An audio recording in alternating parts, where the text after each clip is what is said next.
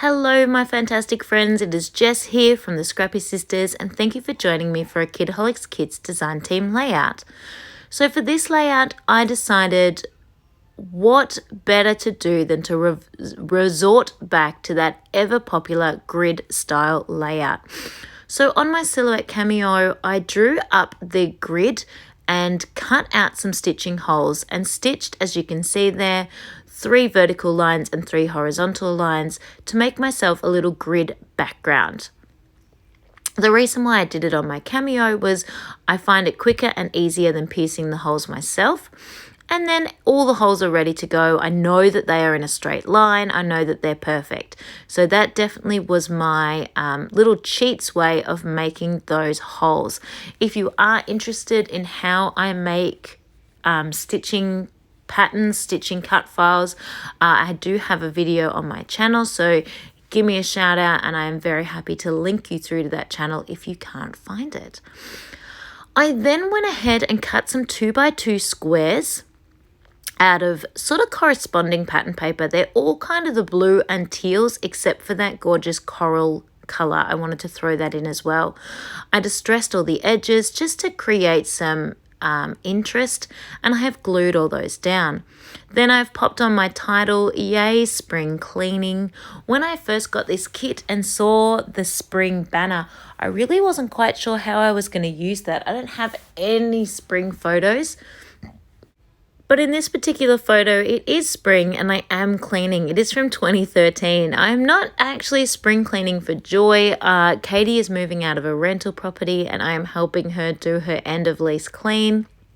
And the journaling will say something along the lines of, why is she making me clean the bathroom? Because it is my least favorite job in the history of the world. But I did it because I am the ever amazing sister. Now, you might be wondering what I'm doing over here on my actual page. I popped that swan on the page and realized those see-through stickers are just too see-through and my clusters are not working. They're not having the pop that they should have.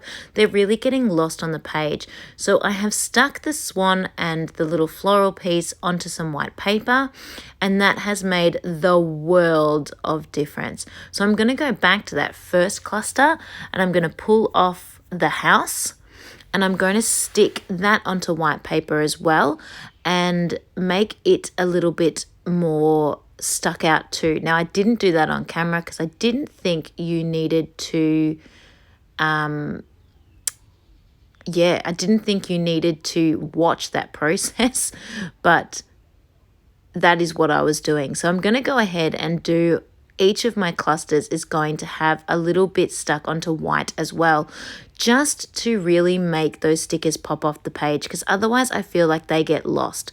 So that's my little tip if you're finding those see-through stickers are a little bit hard to work with. I know heaps of people do this already. They stick them onto paper and cut them out. Yes, that extends the process a little bit, but it certainly makes those stickers more usable. So that is definitely the way I will be going with pretty much most of the rest of the stickers in my sticker book, because I want to be able to see them.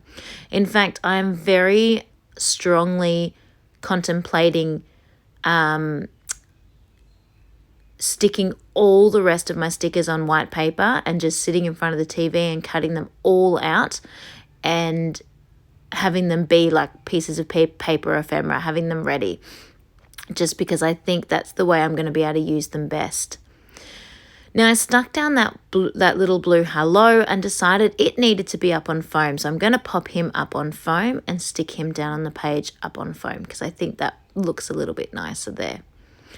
Then, so far I've done 3 clusters, and one could say I could stop right there because, you know, visual thirds, triangle effect and all that, but I like to live dangerously and I'm actually going to do a 4th. I have another teacup. I'm determined to get them all on this page.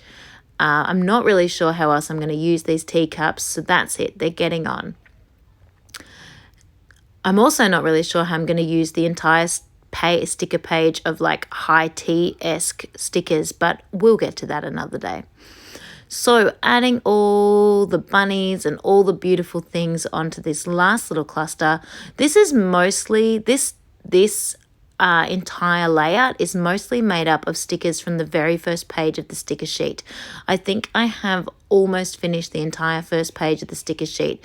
There is the word bloom, and I think there is one black and white sticker left on that front page of the sticker sheet, so I'm pretty happy with that.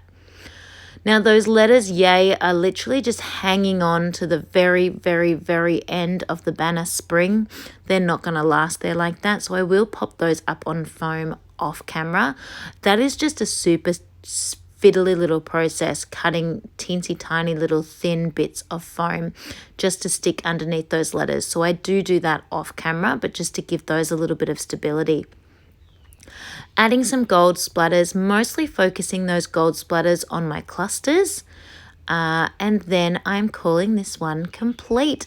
And I'm super happy with the way it turned out. It is a really dark and not all that great photo, but the layout is so light and colourful that I think it helps sort of lift the mood and feel of the layout of the photo. So thank you so much for watching and have a fantastic week. And I can't wait to see what you guys are all creating with your kits for this month. Thank you everyone, and I will see you all next time.